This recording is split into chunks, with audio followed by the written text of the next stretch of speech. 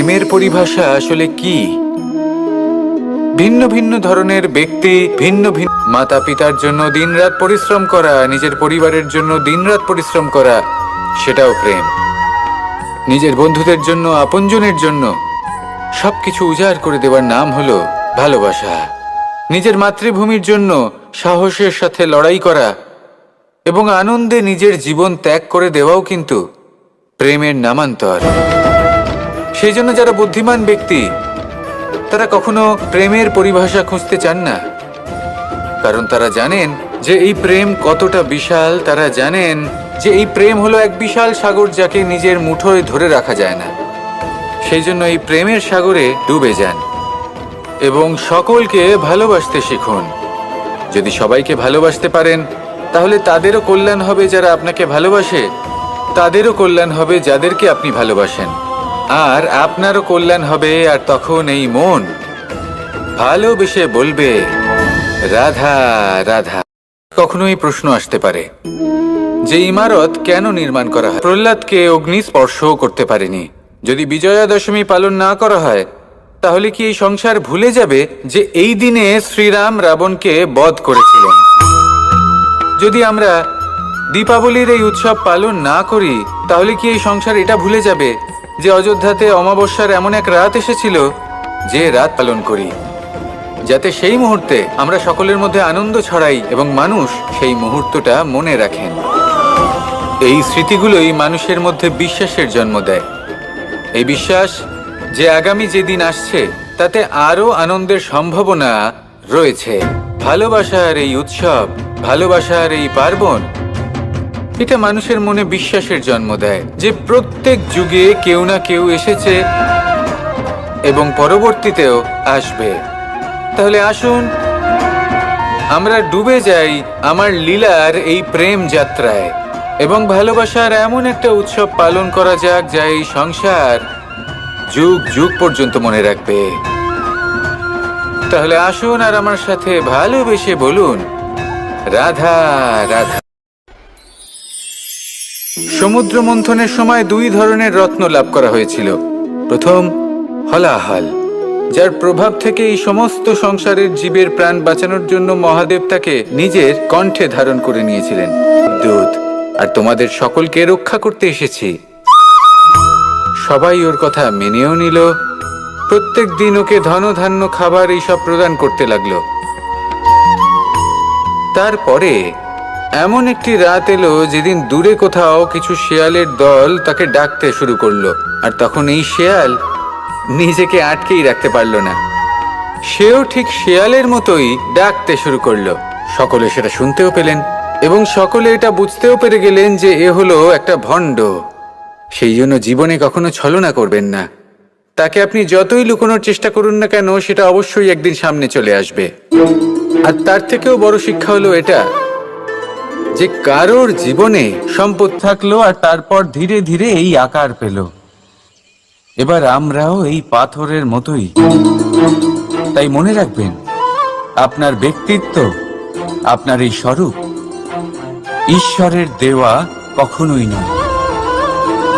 হ্যাঁ, প্রকৃতি অবশ্যই আপনাকে জন্ম দিয়েছেন, কিন্তু আপনি নিজে নিজের ব্যক্তিত্বের রচয়িতা।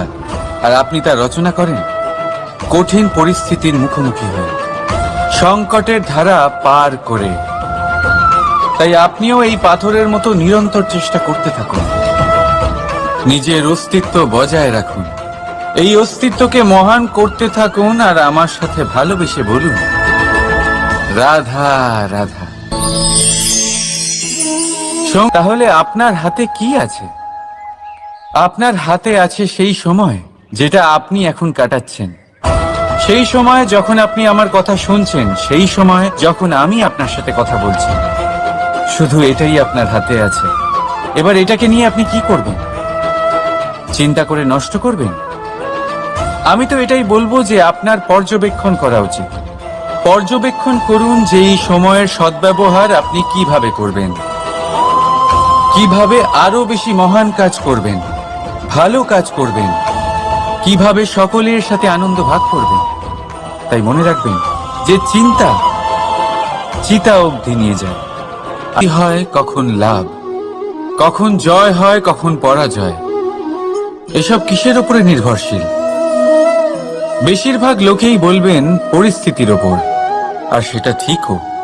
যদি বাইরে বর্ষার পরিবেশ থাকে তবে সেখানে বস্ত্র কিভাবে শুকোতে পারে?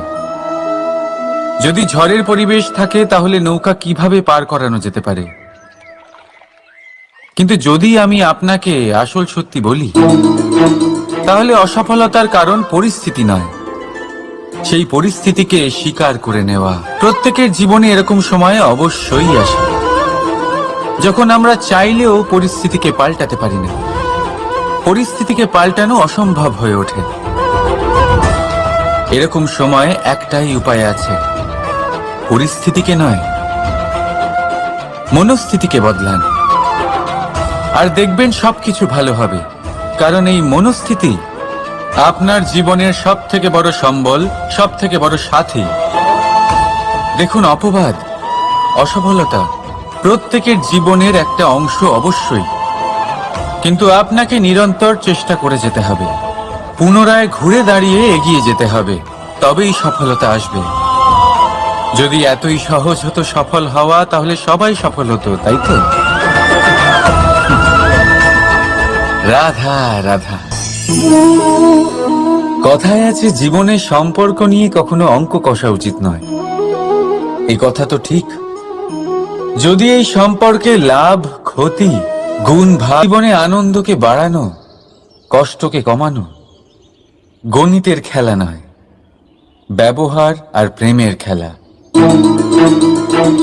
কখনো কারোর মাথায় হাত রেখে তাকে শুভেচ্ছা জানালে হয়তো সেটা তাকে এত আনন্দিত করে যে সে পুরো জগৎ জয় করতে পারে।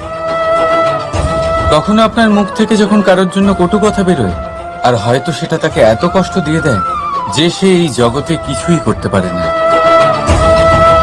জীবনে কখনো সম্পর্কের মধ্যে গণিতকে আনবেন না, কখনো না। না লাভ ক্ষতি, না গুণ ভাগ। মনে রাখবেন, এই সংসারে এমন কোনো সমীকরণ নেই যেটার সমাধান নেই। শুধু তা খুঁজতে একটু সময় লাগে। রাধা রাধা। সূর্য এই সংসারে সব থেকে বেশি তেজস্বী, এই সূর্য সব থেকে বেশি উজ্জ্বল, সব থেকে বেশি শক্তিশালী। কিন্তু আপনি কি কখনো সূর্যোদয় দেখেছেন? এই শক্তিশালী সূর্য কিভাবে উদয় হয়?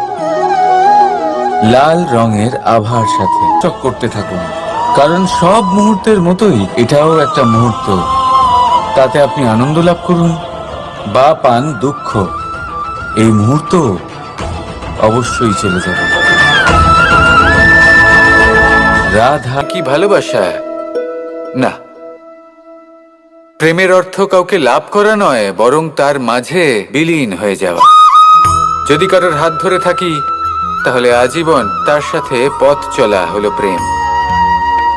প্রেম শুধুমাত্র সেটা নয় যা প্রেমী আর প্রেমিকার কেশদামে মালা বেঁধে দেয়। মাতা পিতার জন্য দিনরাত পরিশ্রম করা, নিজের পরিবারের জন্য দিনরাত পরিশ্রম করা, সেটাও প্রেম। নিজের বন্ধুদের জন্য, আপনজনের জন্য সবকিছু উজাড় করে দেওয়ার নাম হলো ভালোবাসা। নিজের মাতৃভূমির জন্য সাহসের সাথে লড়াই করা এবং আনন্দে নিজের জীবন ত্যাগ করে দেওয়াও কিন্তু প্রেমের নামান্তর। সেই জন্য যারা বুদ্ধিমান ব্যক্তি, তারা কখনো প্রেমের পরিভাষা খুঁজতে চান না, কারণ তারা জানেন যে এই প্রেম কতটা বিশাল। তারা জানেন যে এই প্রেম হলো এক বিশাল সাগর, যাকে নিজের মুঠোয় ধরে রাখা যায় না। সেই জন্য এই প্রেমের সাগরে ডুবে যান এবং সকলকে ভালোবাসতে শিখুন। যদি সবাইকে ভালোবাসতে পারেন, তাহলে তাদেরও কল্যাণ হবে যারা আপনাকে ভালোবাসে, তাদেরও কল্যাণ হবে যাদেরকে আপনি ভালোবাসেন, আর আপনারও কল্যাণ হবে। আর তখন এই মন ভালোবেসে বলবে রাধা রাধা।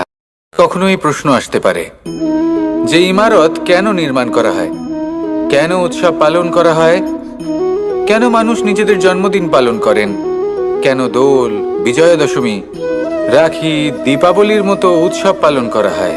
যদি এগুলো পালন না করা হয় তাতে কি যায় আসে?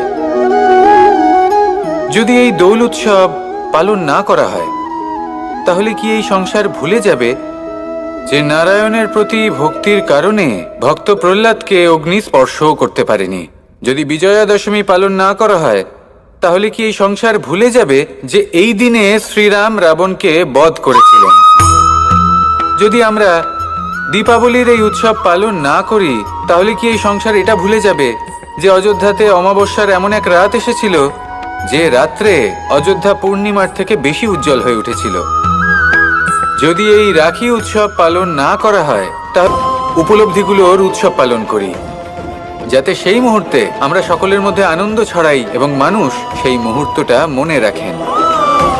এই স্মৃতিগুলোই মানুষের মধ্যে বিশ্বাসের জন্ম দেয়। এই বিশ্বাস যে আগামী যে দিন আসছে তাতে আরো আনন্দের সম্ভাবনা রয়েছে। ভালোবাসার এই উৎসব, ভালোবাসার এই পার্বণ, এটা মানুষের মনে বিশ্বাসের জন্ম দেয় যে প্রত্যেক যুগে কেউ না কেউ এসেছে এবং পরবর্তীতেও আসবে।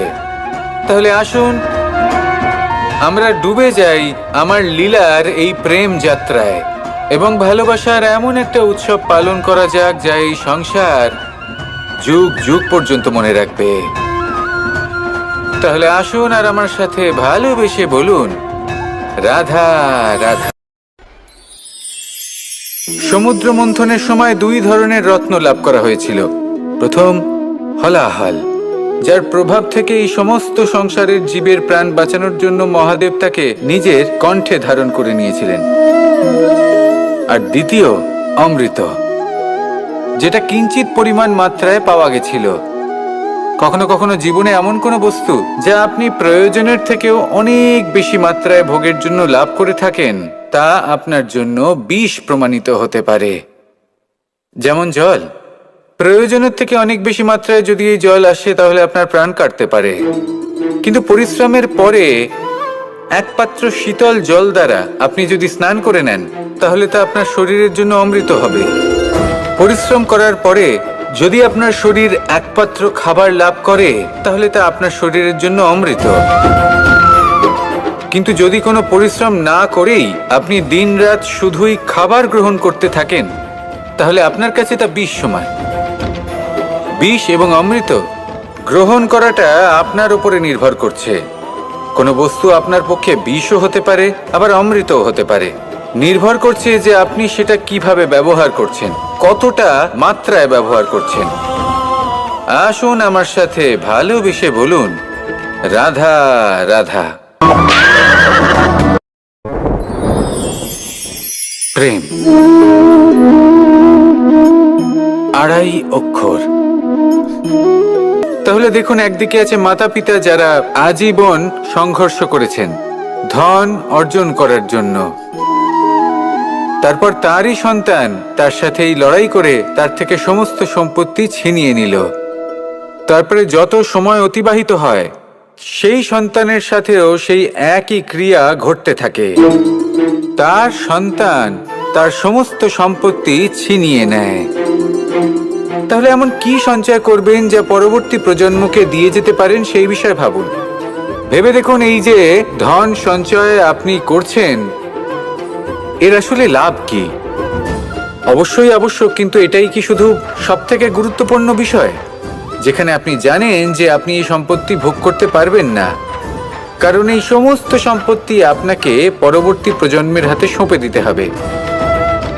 তাহলে ধন সঞ্চয় করুন, কিন্তু এমন একটা সম্পত্তি কেন সঞ্চয় করা উচিত নয় যার উপভোগও আপনি করতে পারবেন, পরবর্তী প্রজন্মকেও দিয়ে যেতে পারবেন, আর মতভেদও হবে না। এমন সম্পত্তি আছে, আর এই সম্পত্তি হলো প্রেম। যদি আপনার মনে কোনো কিছু সঞ্চয় করার বাসনা জেগে ওঠে, তাহলে প্রেম সঞ্চয় করুন। সেটা পরবর্তী প্রজন্মকে বাড়ানো, কষ্টকে কমানো, গণিতের খেলা নয়, ব্যবহার আর প্রেমের খেলা। কখনো কারোর মাথায় হাত রেখে তাকে শুভেচ্ছা জানালে হয়তো সেটা তাকে এত আনন্দিত করে যে সে পুরো জগৎ জয় করতে পারে। কখনো আপনার মুখ থেকে যখন কারোর জন্য কটু কথা বেরোয়, আর হয়তো সেটা তাকে এত কষ্ট দিয়ে দেয় যে সে এই জগতে কিছুই করতে পারে না। জীবনে কখনো সম্পর্কের মধ্যে গণিতকে আনবেন না, কখনো না। না লাভ ক্ষতি, না গুণ ভাগ।